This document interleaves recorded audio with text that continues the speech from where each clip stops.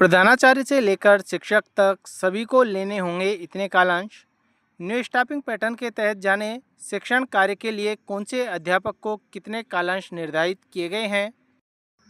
नवीन staffing pattern के लिए यहाँ पर जो मानदंड दिए गए हैं, इन मानदंडों की इस प्रति में ही जब आप अवलोकन करेंगे तो इसमें जब हम नीचे आते हैं तो यहाँ पर प्रत्येक शिक्षक के लिए यहाँ पर शिक्षण कार्य के जो कालांश हैं वो भी इसी में ही निर्धारित किए गए हैं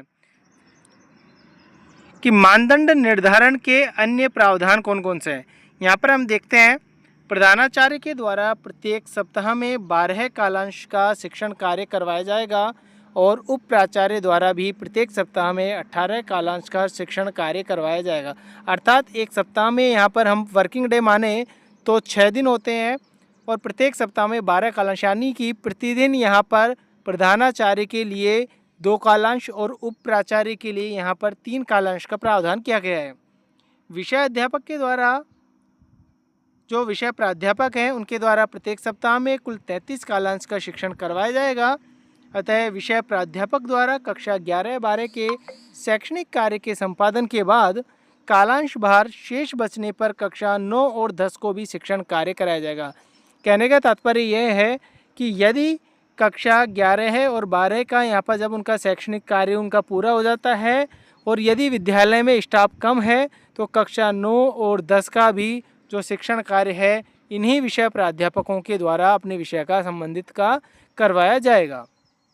वरिष्ठ अध्यापक द्वारा प्रत्येक सप्ताह में कुल 36 कालांश का शिक्षण कार्य करवाया जाएगा, अर्थात प्रतिदिन 6 कालांश निर्धारित है। वरिष्ठ अध्यापक के द्वारा कक्षा 9 और 10 के कार्य संपादन के बाद कालांश भार शेष बचने पर कक्षा 6, 7, 8 को भी शिक्षण कार्य करवाया जाएगा। यहाँ पर आप नीचे की जो कक्षाएं हैं उनके लिए मना नहीं कर सकते। प्राध्यापक के पद रिक्त होने पर संबंधित विषय के वरिष्ठ अध्यापक द्वारा कक्षा 11 और 12 में आवश्यकता अनुसार शिक्षण कार्य करवाया जाएगा। यदि उस विद्यालय में उस सब्जेक्ट का यदि कोई स्कूल लेक्चरर नहीं है तो जो वरिष्ठ अध्यापक होगा उसके द्वारा ही संबंधित विषय का कक्षा 11 और 12 में शिक्षण कार्य भी करवाया जाएगा। अध्यापक लेवल L2 के द्वारा प्रत्येक सप्ताह में कुल 42 कालांश का शिक्षण कार्य करवाया जाएगा, अर्थात प्रत्येक दिन 7 कालांश यहाँ पर निर्धारित रहेंगे। L2 के द्वारा कक्षा 6 से 8 का शिक्षण कार्य संपादन के बाद कालांश भार शेष रहने पर कक्षा 1 से 5 को भी शिक्षण कार्य करवाया जाएगा।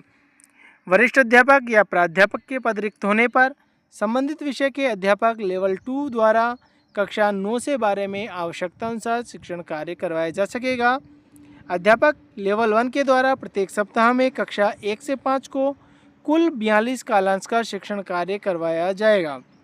लेवल 1 का जो अध्यापक है उसे जो अपर क्लासेज है 6 से 8 या 9 से 12 जो भी है उन्हें उसकी शिक्षण कार्य नहीं करवाया जाएगा। उपरोक्तानुसार मुख्य शैक्षिक विषय कालांश के अतिरिक्त प्रधानाचार्य द्वारा सह शैक्षिक गतिविधियों के कालांश समानुपातिक रूप से आवश्यकता अनुसार आवंटित किए जाएंगे।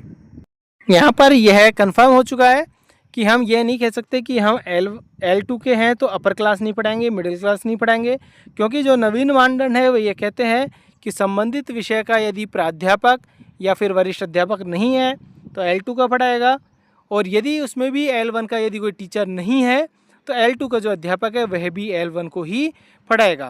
तो आज की वीडियो में इतना ही, धन्यवाद।